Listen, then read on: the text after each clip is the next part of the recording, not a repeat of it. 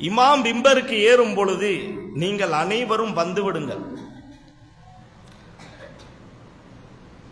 இங்கே வந்து சேரும் பொழுது 40-45 ஆகிறது. நீங்கள் வந்து சேரும் பொழுது 40-45 ஆகிறது.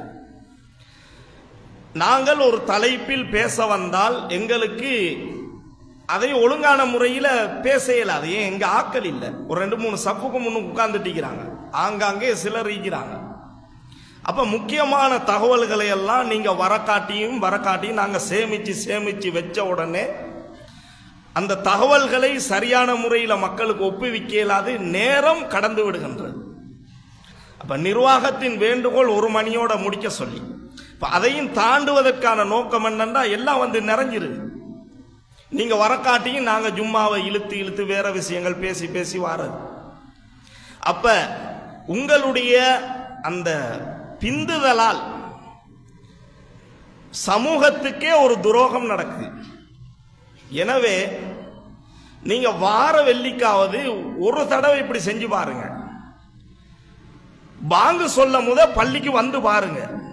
வாரக்கிழமை இன்ஷா அல்லாஹ் வாரக்கிழமை பாங்கு சொல்வதற்கு முன்னாலேயே நீங்கள் அனைவரும் பள்ளிவாசலுக்கு வர பாருங்க.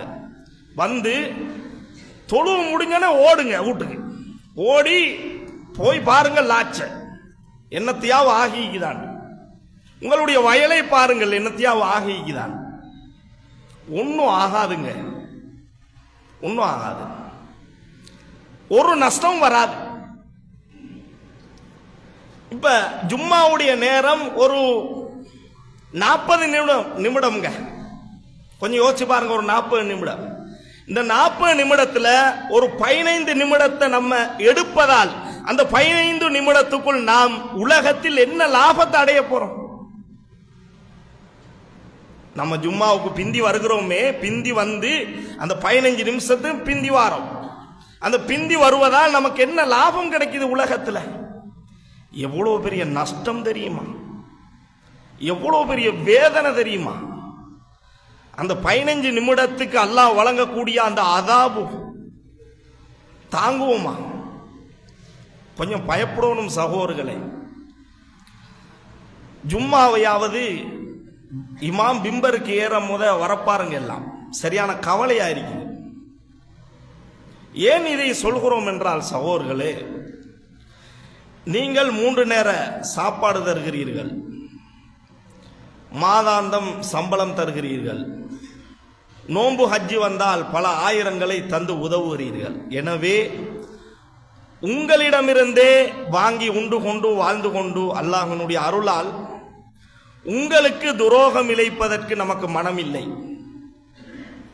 நீங்கள் தவறான பாதையில தான் போறீங்க, மோசமான நிலையில தான் நடந்து கொள்றீங்க. எனவே நீங்க மனம் மாறி ஜும்ஆவையாவது சரியான முறையில் நிறைவேற்ற முயற்சி செய்யுங்கள். ஜும்மாவில் அல்லாஹ்வுடைய வகை செய்திகள் நம்முடைய நெஞ்சங்களுக்கு கொண்டு வரப்படுகிறது. அந்த செய்திகளை நம்முடைய வாழ்க்கையில் எடுத்து நடக்கணும்.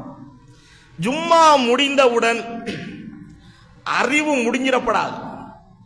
அதன் பிறகுதான் ஜும்மாவில் பேசப்பட்டதை பேச நீங்கள் ஆரம்பிக்கணும்.